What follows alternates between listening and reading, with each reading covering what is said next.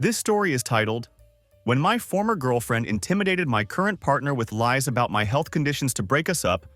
I discovered her scheme, and she faced the perfect consequences. Hey Reddit. I honestly don't even know why I'm sharing this story. I've been thinking about it for weeks now, just trying to wrap my head around how fast things went from awkward to completely unreal. If you had told me 2 years ago that I'd be face-to-face with my ex-wife again at a corporate dinner and walk out of there with the biggest win of my life, I probably would have laughed it off. But that's exactly what happened, so here's the backstory for context. I was married to Victoria for 7 years. We met back in college and got married a few years after graduation. Everything seemed normal at first. She was supportive and driven, the kind of person who had clear goals and wasn't afraid to work toward them. Like most couples, we struggled in the beginning. I worked a lot, sometimes pulling double shifts at 2 different jobs just to cover her graduate school tuition and our bills, because she wanted to focus completely on building her future career.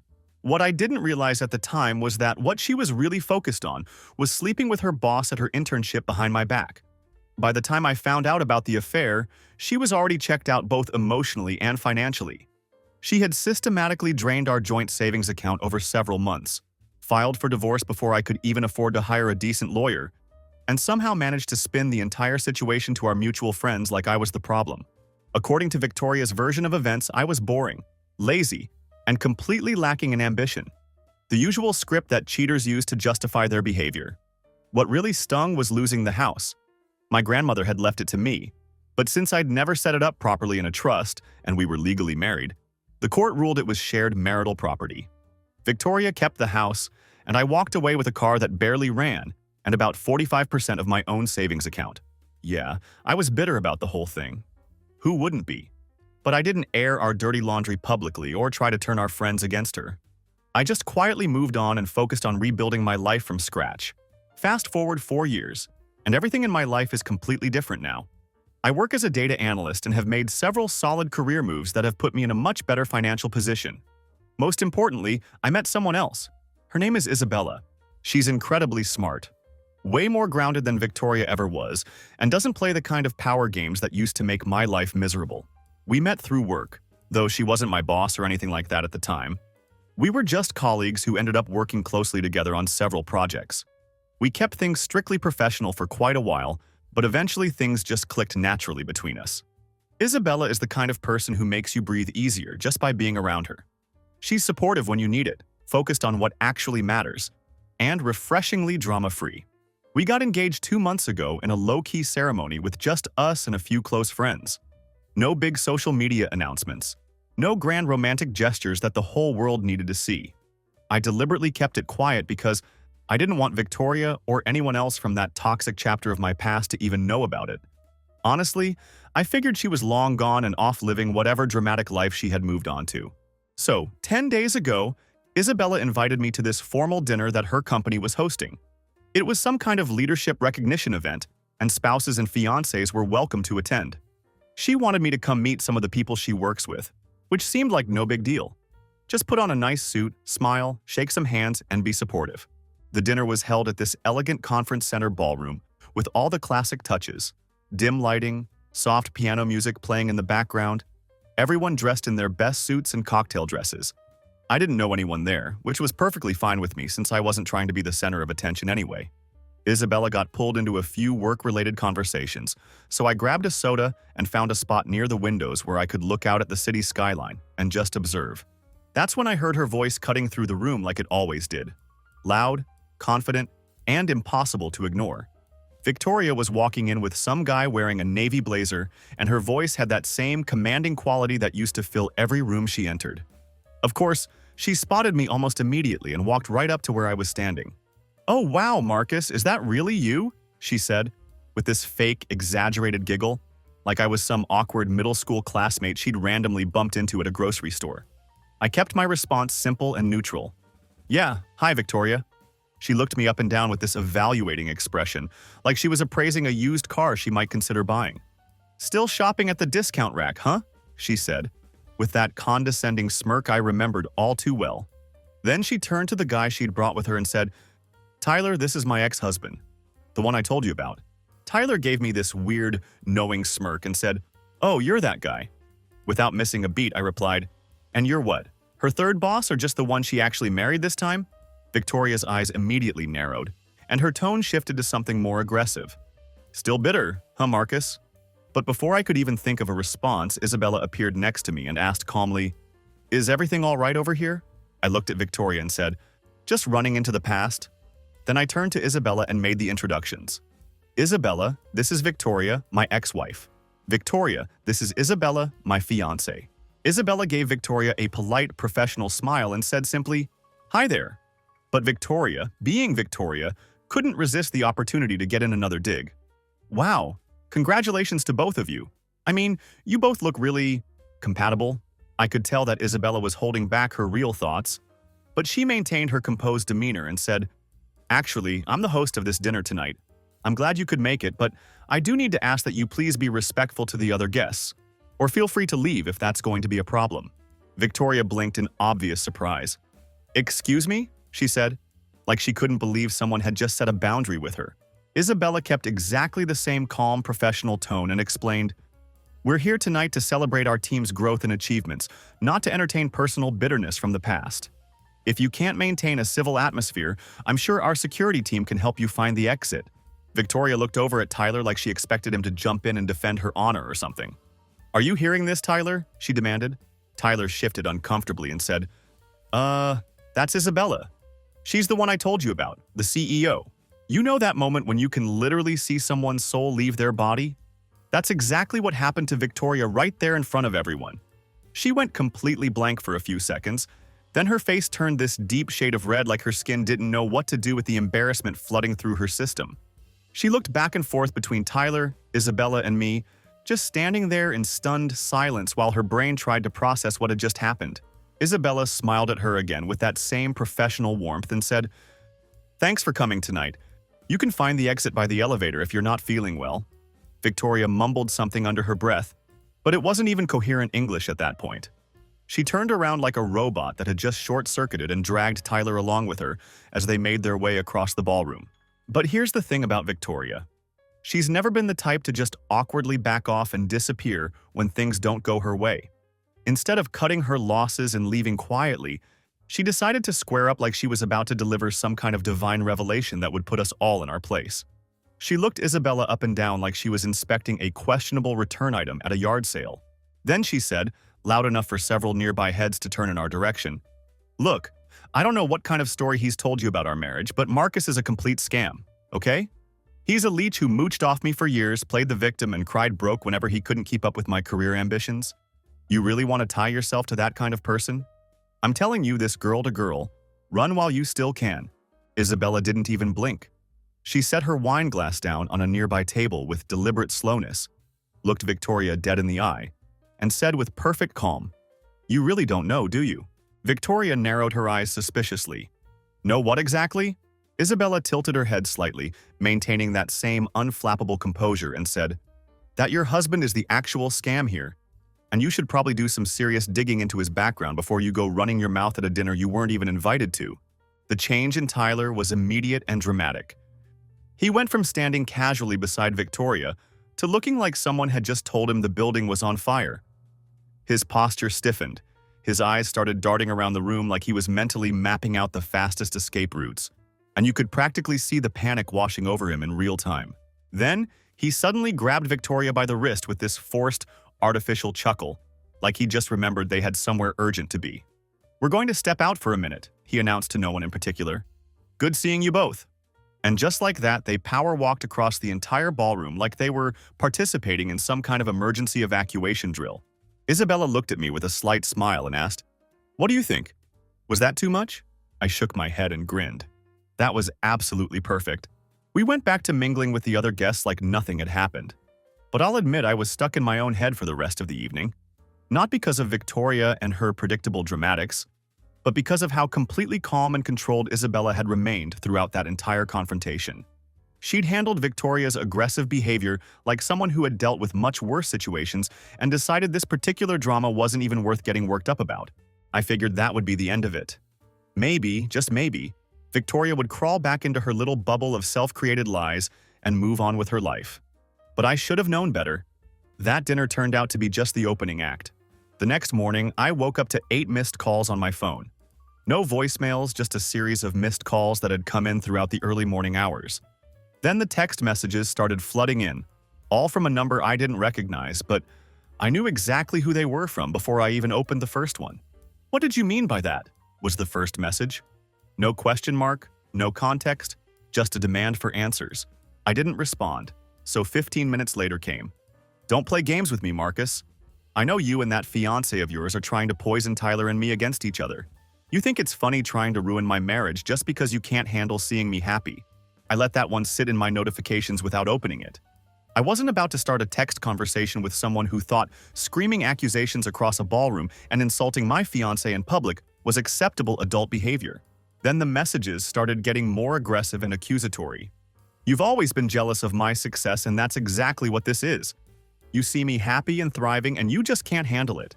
So now you're feeding her lies and dragging me into your sick revenge fantasy." The irony of the whole situation wasn't lost on me. I had never actually said anything specific about Tyler being a scammer. That was entirely Isabella's observation, and she'd only made that comment after Victoria had opened her mouth about me being a leech and told my fiancé to run while she still could. But Victoria wasn't interested in logic or accuracy. She just kept escalating. A few hours later, I received this absolute gem. "I've talked to Tyler about this whole situation, and he says you've been obsessed with us. He thinks you've been stalking our social media profiles and that Isabella is trying to use her corporate position to destroy his career, and you're actively helping her do it." That message actually made me laugh out loud. Tyler had looked like he was ready to sprint toward the nearest emergency exit the second Isabella mentioned his name at the dinner. The guy had practically dragged Victoria away from the conversation, like it was some kind of hostage situation. But now, apparently, he was spinning a story where we were the ones coming after him. Then Victoria escalated to voice messages. I played exactly one of them just to confirm what I already suspected, and it was 4 solid minutes of pure emotional whiplash. She started out with this fake vulnerable tone saying, "I just want to understand what's happening here." Then she shifted into accusation mode with, "You always hated that I was able to move on and find happiness." And she wrapped it all up with, "You're absolutely pathetic, and Isabella is just using you to settle some corporate score." I blocked that number immediately after listening to that mess. But Victoria wasn't done. She switched to a different phone number and called again. I obviously didn't answer, but instead of just ignoring it, I decided to be smart about the whole situation.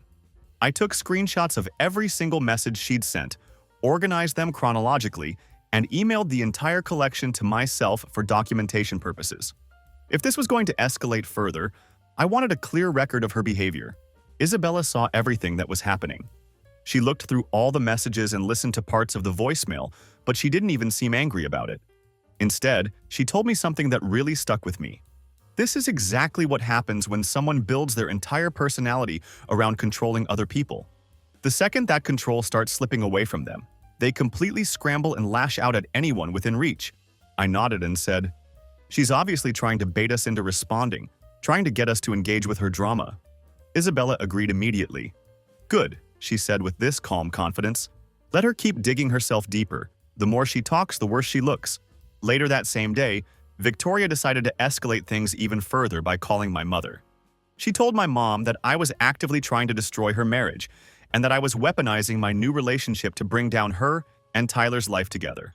Yeah, she actually used the word weaponizing, like my relationship with Isabella was some kind of strategic missile, specifically aimed at disrupting her suburban drama.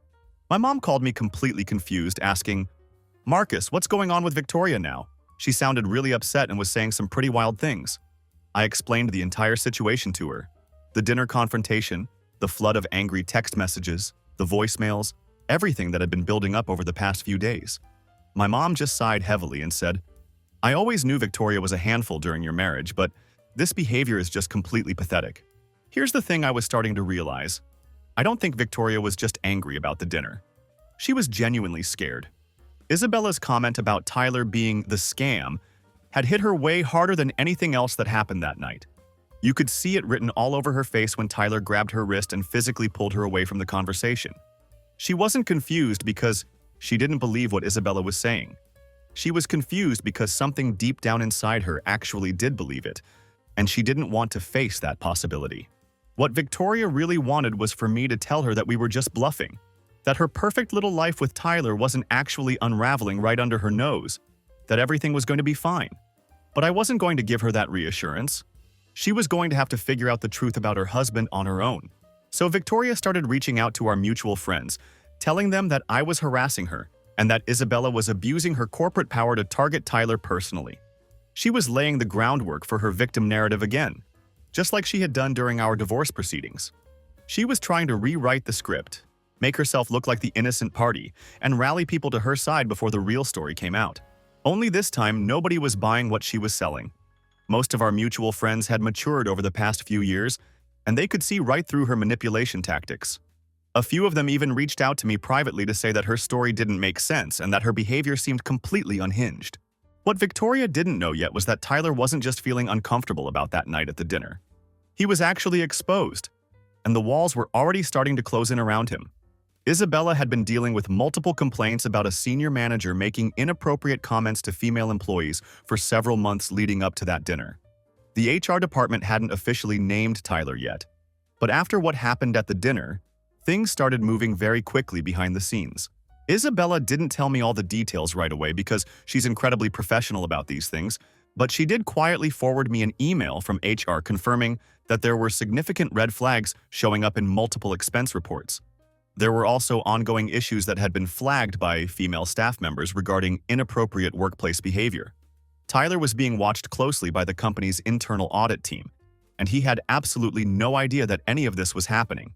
Meanwhile, Victoria kept sending me messages from random phone numbers and email addresses with subject lines like, "You're sick," and "You need professional help."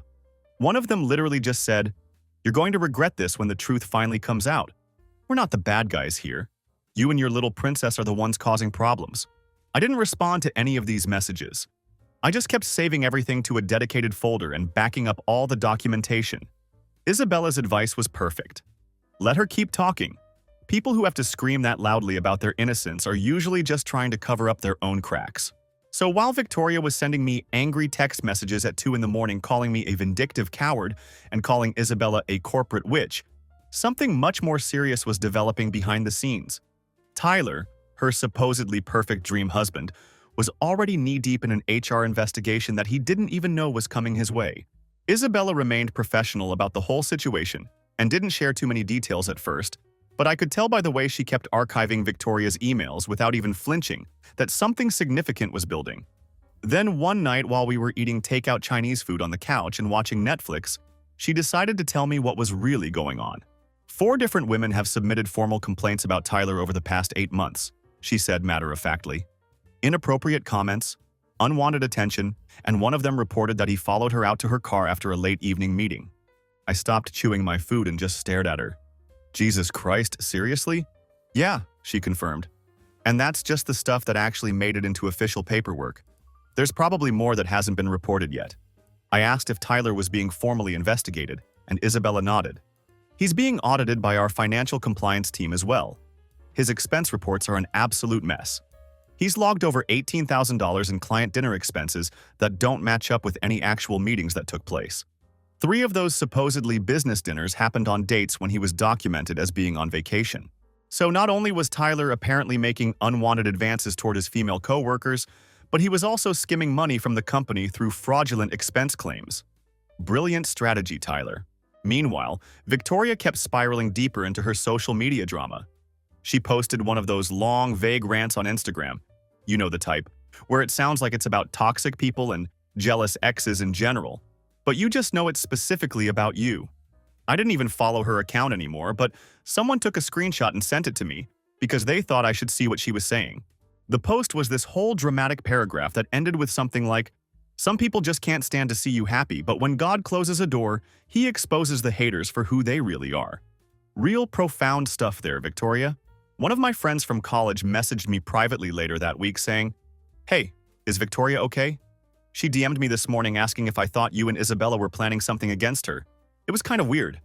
I just replied, "We're planning a wedding. That's literally it." The people who had stayed quiet during our divorce, the ones who had kind of believed Victoria's version of events back then, they weren't buying into her victim narrative this time around. Especially not when word started spreading around Tyler's workplace that HR had called him in for some serious conversations. Apparently, Tyler showed up to work that week looking like he hadn't slept properly in days. According to the office rumor mill, he snapped at his assistant over something trivial, then yelled at one of the junior analysts for asking about a routine report. After that, he locked himself in his office for most of the day and wouldn't come out for meetings. Not exactly the behavior you'd expect from someone who was supposedly being unfairly targeted. Then came the real punch to their whole situation. HR sent out a company-wide notice about upholding workplace conduct standards and maintaining professional boundaries. It didn't mention Tyler by name directly, but everyone in the office knew exactly how these things work. When management starts sending out reminders about appropriate behavior, it's usually because someone specific has been crossing lines. Tyler completely panicked when he saw that email. And when Tyler panicked, he did exactly what I figured he would do. He tried to flip the entire situation and make himself look like the victim. He went to HR and claimed that he was being personally targeted because of his wife's past relationship with me. Yeah, the guy who was being accused of skimming company money and making inappropriate comments to female staff members tried to play the victim card. He requested a closed-door meeting with one of the board members and tried to suggest that Isabella had a conflict of interest in his case. He argued that she should recuse herself from anything involving his employment situation and even hinted that she might have personal bias because of her relationship with me. Tyler was essentially trying to turn his own misconduct into a story about corporate corruption and personal vendettas. Isabella's response to this was absolutely perfect. She didn't get defensive, she didn't argue with him, and she didn't try to justify her position. Instead, she immediately forwarded everything to the company's legal department and opened up a direct communication channel between HR and the ethics committee. Then she voluntarily stepped back from any direct involvement in Tyler's case. He just completely exposed himself, she told me that evening. You don't have to take a swing at someone when they're already jumping off the ledge by themselves. Meanwhile, Victoria decided to try a completely different approach with me.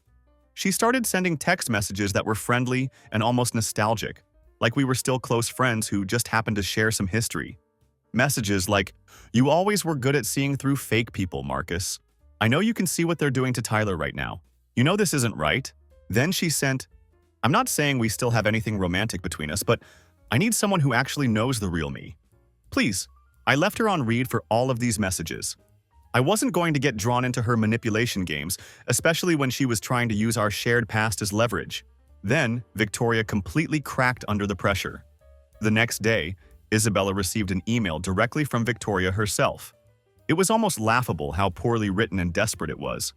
The subject line read, "Formal notice of defamation," and the body of the email was 4 messy, rambling paragraphs accusing Isabella of orchestrating a personal vendetta against Tyler, sabotaging their family's future, and weaponizing her executive power to settle old emotional debts from my previous marriage.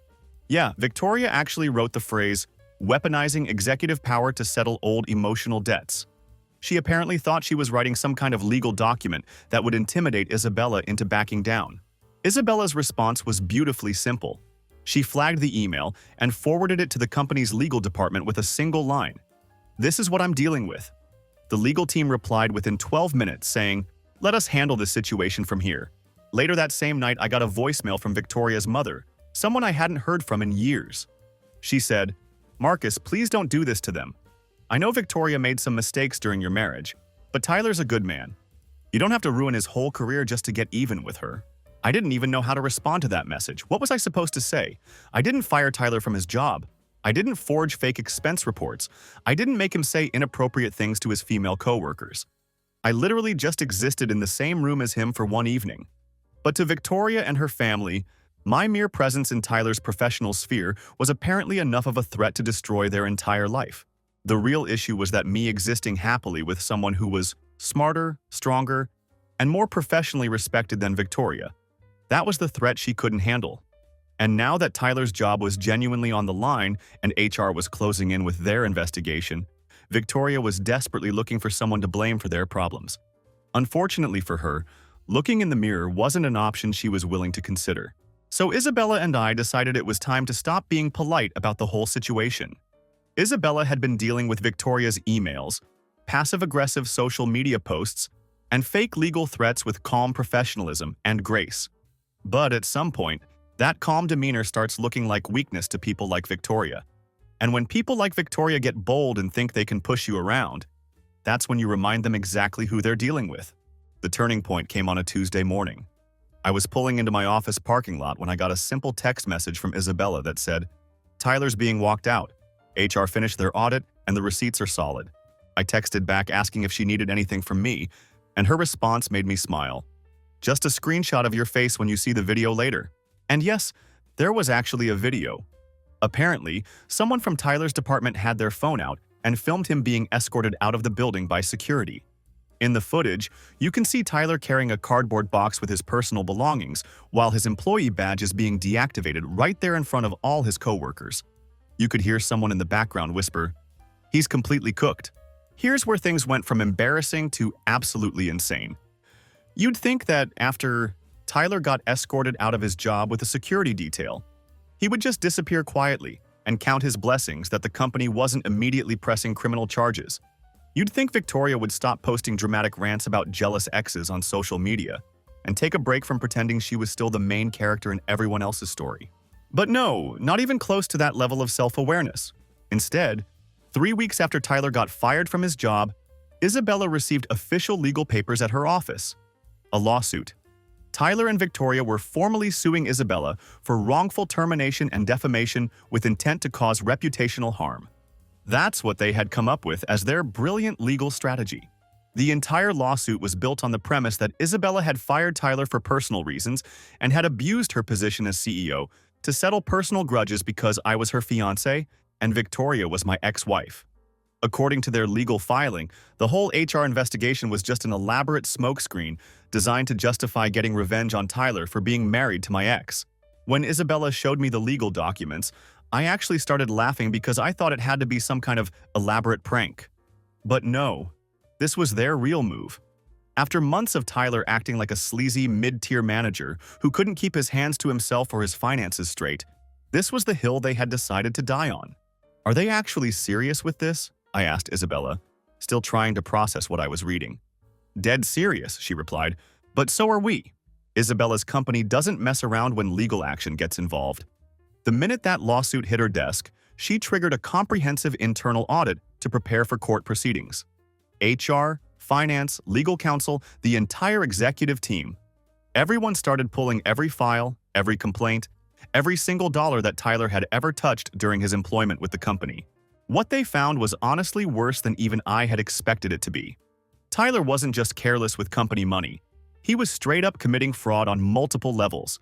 Over the past year and a half, he had set up several fake vendor accounts that existed only on paper. According to the documentation, it looked like he was hiring outside consultants for marketing and logistics projects. In reality, those vendors didn't actually exist. The business addresses were just P.O. boxes rented under fake names. The websites associated with these companies were half-built placeholder pages that had never been completed. Some of the employer identification numbers were completely fabricated, and one of those fake vendor companies was registered under a name that was directly linked to Victoria's personal email address.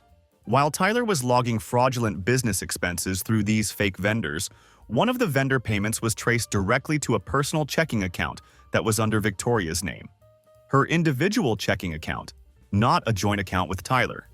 When the legal team pulled the metadata from the vendor registration forms, they discovered that the person who had filled out the paperwork was operating from Victoria's IP address, and the timestamp showed that the forms had been submitted during a weekday afternoon when Tyler was documented as being at work.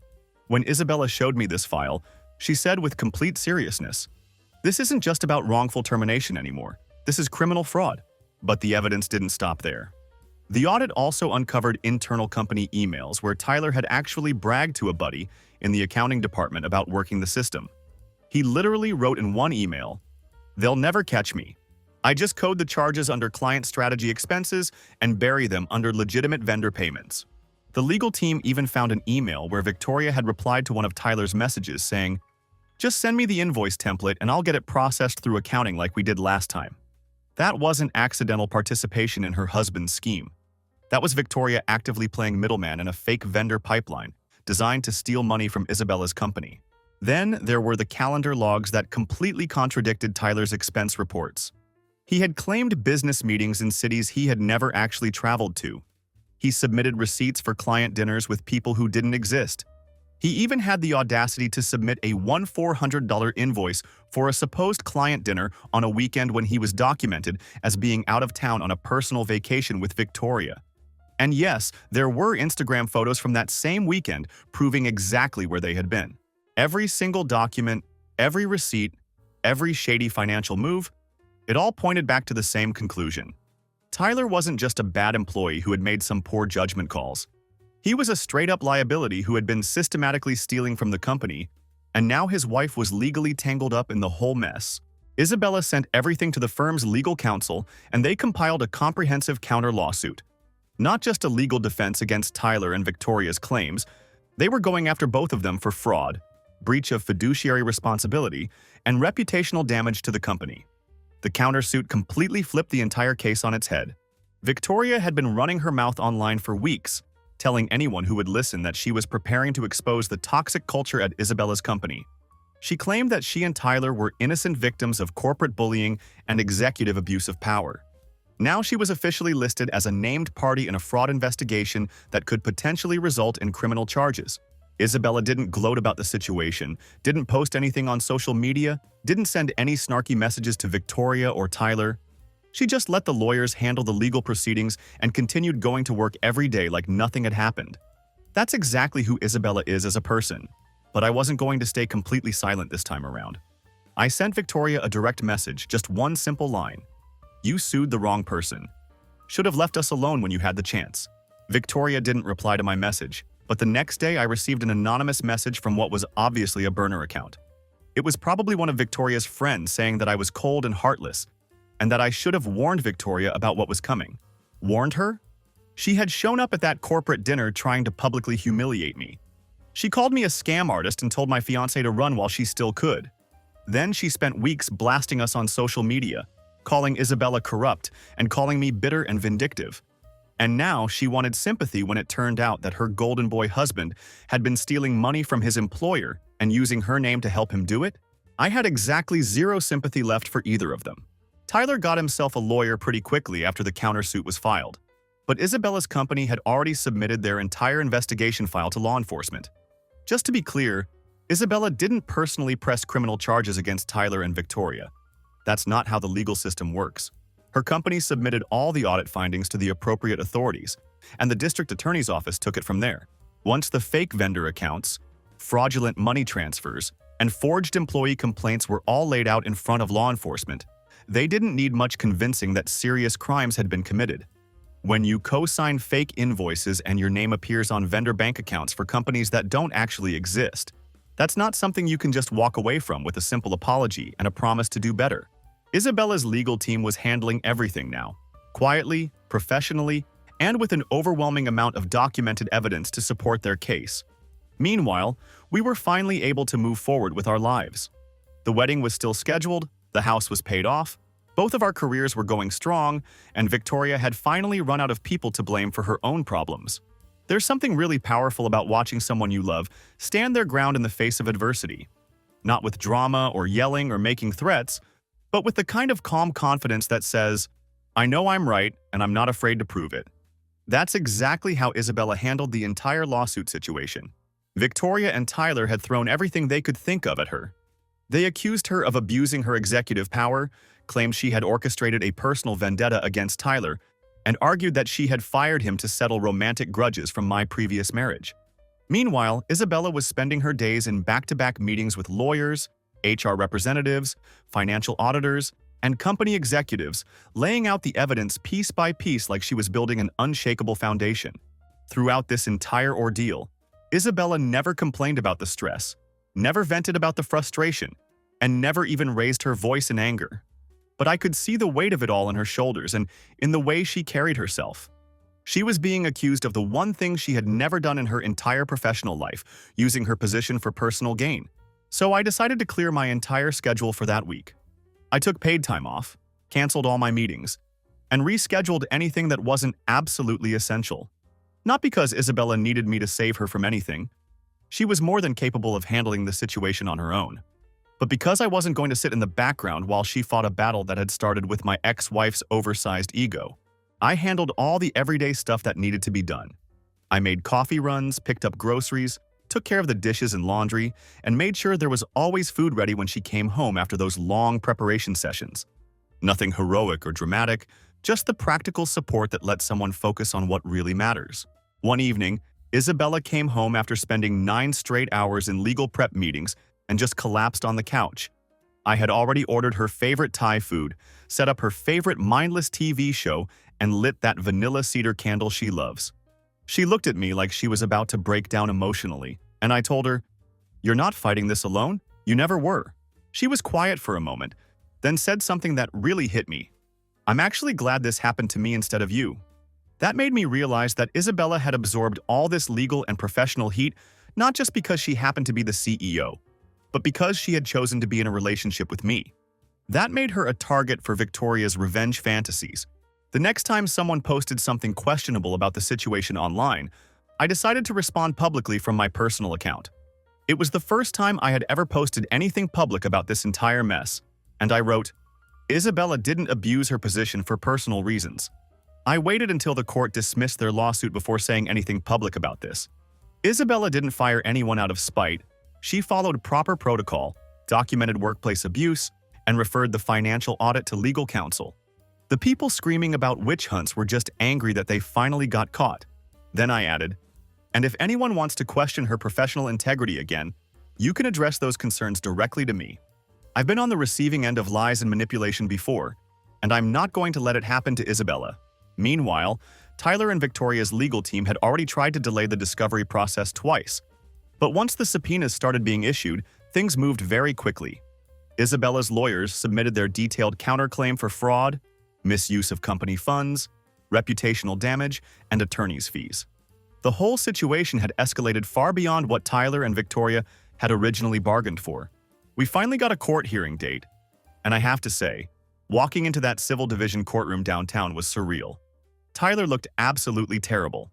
No expensive suit this time, just a cheap button-up shirt with no tie. Victoria was sitting next to him, but you could tell the tension between them was thick enough to cut with a knife. Isabella showed up looking calm, professional, and completely prepared for whatever was about to happen. When the judge asked for opening statements, Tyler's attorney launched into this elaborate speech about workplace discrimination and retaliatory leadership behavior. He tried to paint Isabella as this vindictive executive who couldn't separate her personal relationships from her professional decision-making responsibilities. Isabella's attorney didn't even flinch. He just stood up calmly and said, "Your Honor, the evidence will clearly demonstrate a documented pattern of fraudulent reimbursement claims facilitated through fictitious vendor accounts, one of which is demonstrably linked to the plaintiffs through banking records and online account registration data." You could literally feel the atmosphere in the courtroom shift. Tyler visibly twitched in his seat, and Victoria stared at her lawyer like she was processing information she had never heard before. Then came the presentation of the actual evidence. Isabella's legal team had everything organized perfectly. Line-by-line breakdowns of every fake invoice, complete documentation of dates and account transfers, detailed vendor analysis. They even had printed screenshots of Tyler's internal company emails, where he had joked about padding profit margins and working the financial system to his advantage. Victoria's name appeared in the evidence twice, once connected to a bank account and once on an IRS form for a consulting vendor that had never actually existed. You don't accidentally submit tax paperwork with your name on it twice. That requires deliberate action and knowledge of what you're doing. That's when the real drama started. Victoria turned toward Tyler with wide eyes and started whispering just loud enough for half the courtroom to hear. "You told me this was completely legal. You said it was just routine tax documentation." Tyler didn't respond at all. He just stared straight ahead like he was hoping the judge might somehow save him from this mess. Then Victoria said it even louder. "You used my name for this stuff. You idiot, you used my name." The judge had to bang his gavel and said firmly, "Counsel, please control your client." Victoria's lawyer tried to calm her down, but she was beyond reasoning with at that point. She turned completely toward Tyler and snapped, "You set me up. This was your scam, and now I'm getting dragged into it because you used my information." Tyler finally broke his silence and said, "You signed those forms, Victoria. Don't act like you didn't know what was happening." Dead silence in the courtroom. The judge leaned forward and said, "Is that a confirmation that the defendant submitted financial documents under Mrs. Patterson's name with her full knowledge and consent?" Tyler's lawyer practically jumped out of his seat to object, but it was already too late. The judge had Tyler's admission on the official court record. After Tyler's admission was entered into the court record, everything unraveled incredibly fast. Isabella's legal team immediately requested a dismissal of the original lawsuit with prejudice, which meant that Victoria and Tyler wouldn't be able to file the same claims against Isabella again in the future. The judge reviewed the evidence that had been presented and approved the dismissal without hesitation. Then came the financial sanctions, and they were substantial. Tyler was ordered to repay $142,000 in misused company funds, the full amount that had been traced through the fake vendor accounts. The judge made it clear that this was a civil penalty and didn't preclude any potential criminal charges. In fact, the judge specifically stated, "Based on the volume and sophisticated nature of these financial records, I'm forwarding this entire file to the District Attorney's Office for criminal evaluation." That's legal terminology for, "You're officially screwed, and this is just the beginning." Victoria got hit with a $30,000 fine for her documented role in the fraudulent scheme. The judge looked directly at her and said, "It's clear from the evidence that you actively participated in a financial operation that you either didn't fully understand or willingly chose to ignore. Neither situation is acceptable under the law." Then the judge turned his attention to Isabella and said something that made me incredibly proud. "This court sees absolutely no evidence of professional misconduct on your part, Ms. Isabella. If anything, you should be commended for how you handled this situation internally before legal action became necessary." Victoria tried one last desperate attempt at a pity play as the court session was being concluded. She turned around in her seat and looked straight at Isabella with tears in her eyes, her voice shaking as she said, "You think you won something here? You just completely ruined our lives, and all because of him."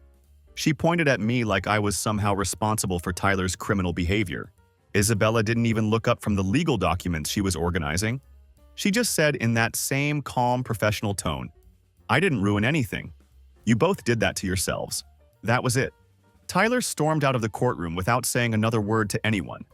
Victoria tried to follow him, but you could tell that whatever relationship they had left was completely destroyed. Isabella and I walked out through the other side of the building, and I looked at her and asked, "Are you okay with how everything turned out?" She nodded and said, "Yeah, I actually am okay now." And for the first time in years, I felt like I was too.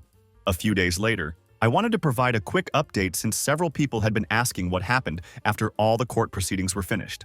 After the judge dismissed Victoria and Tyler's lawsuit, imposed financial sanctions on both of them, and forwarded the case file to the DA's office for potential criminal prosecution, Isabella and I finally had our lives back.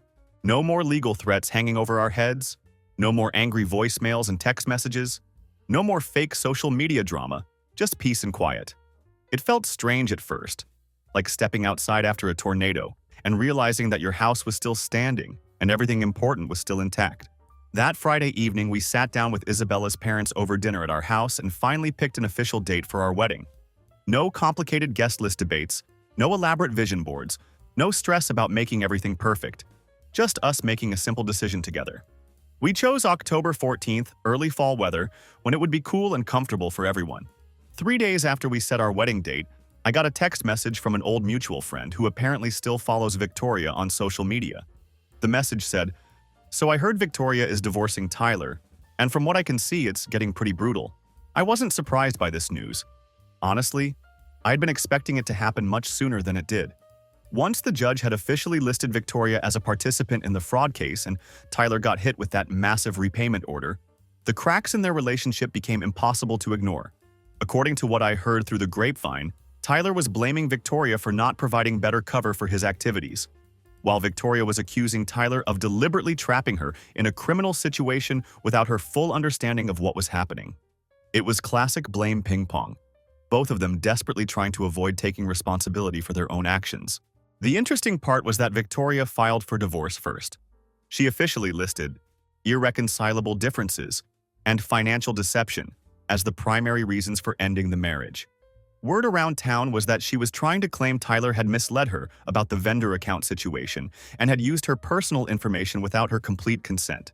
She was essentially trying to protect herself from whatever criminal charges the DA might decide to pursue.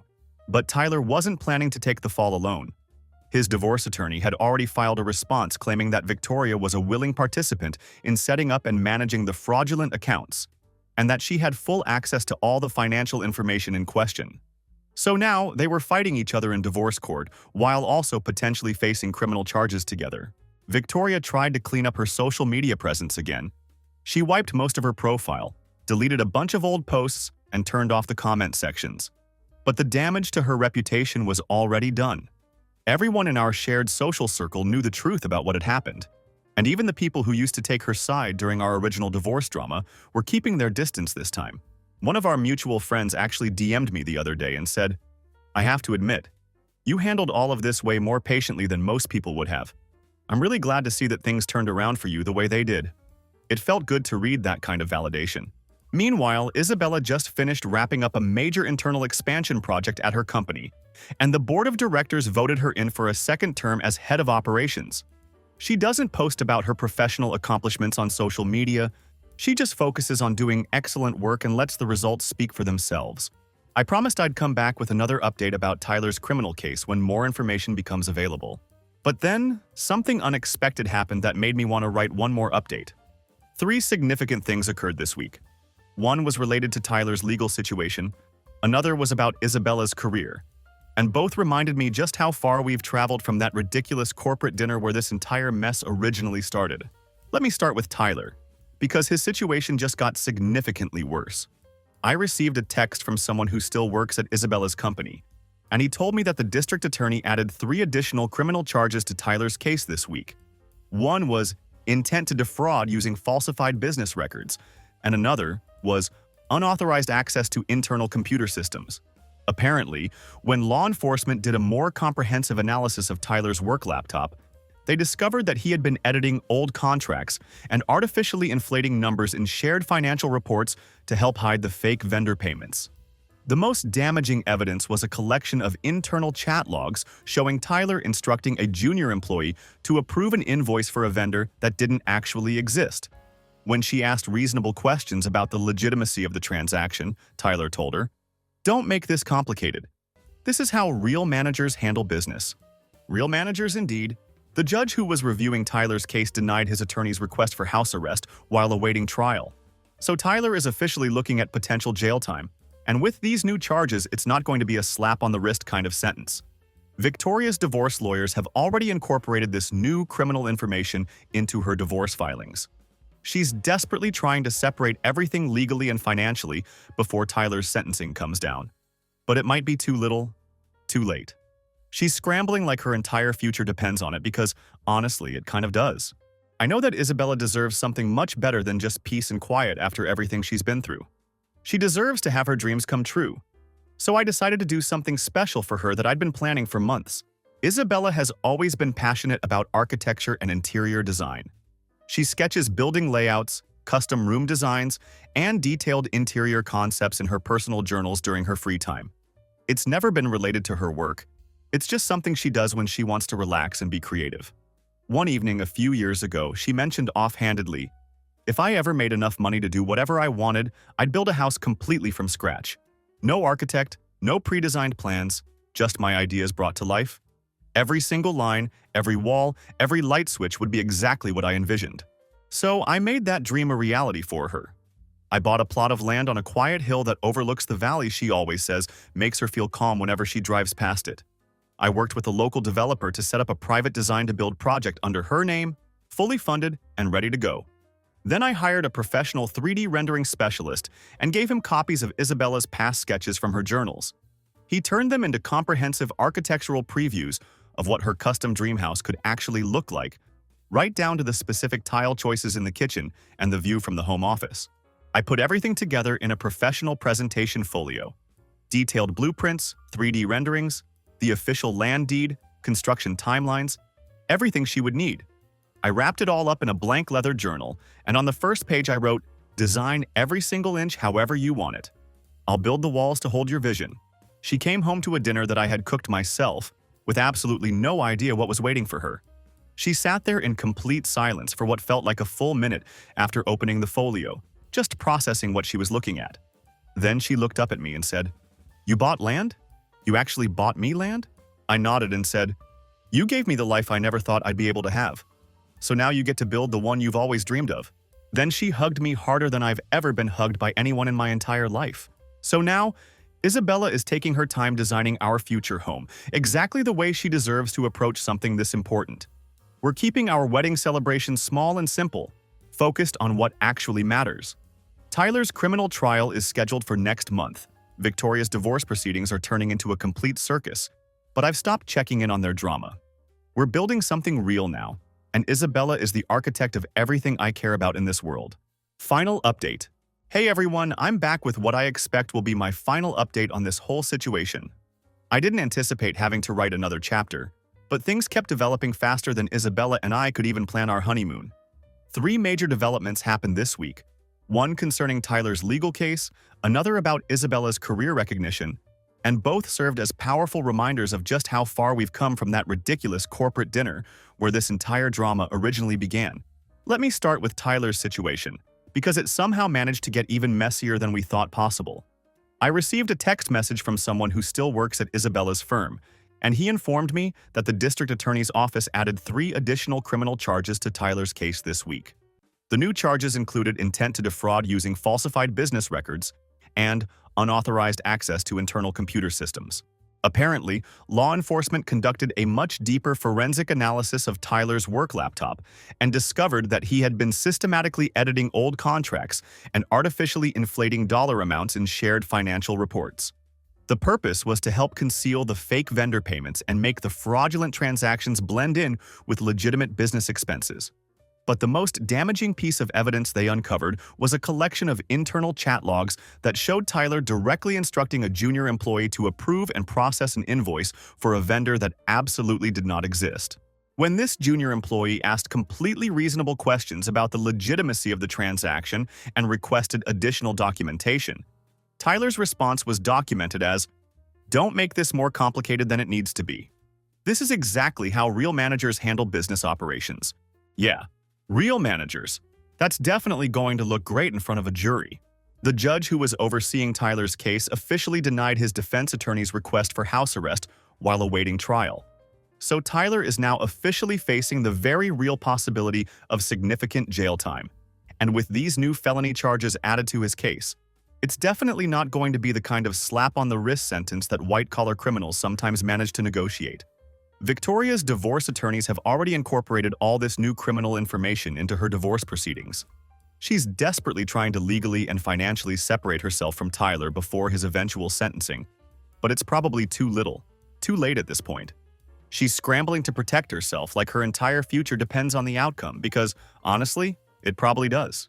Now, I've always believed that Isabella deserves something much more meaningful than just peace and quiet after everything she's endured over the past several months.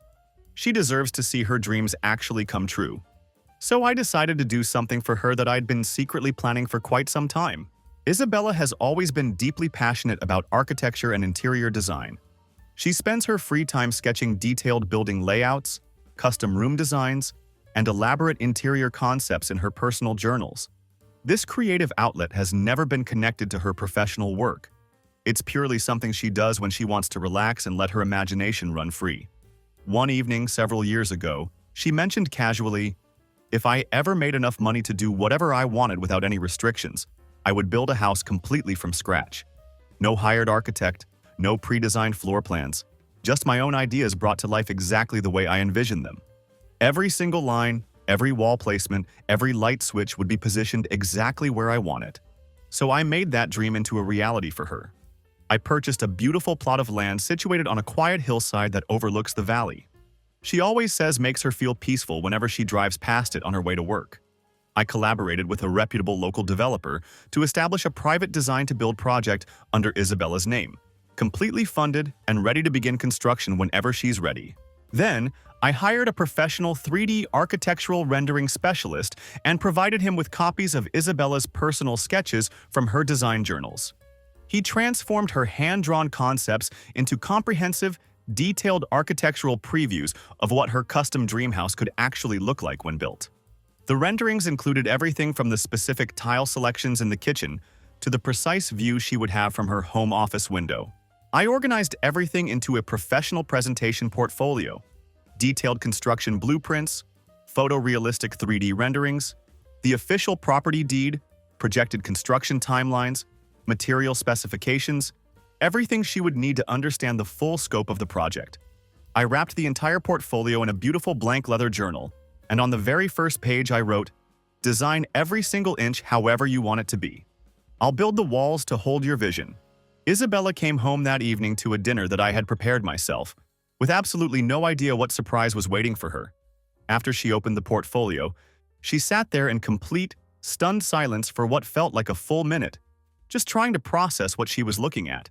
Then she looked up at me with tears in her eyes and said, "You actually bought land? You bought me my own land to build on?" I nodded and told her, "You gave me the kind of life I never thought I would be able to have. So now you get to build the exact life you've always dreamed of having." Then she embraced me more tightly than I have ever been hugged by another human being in my entire life.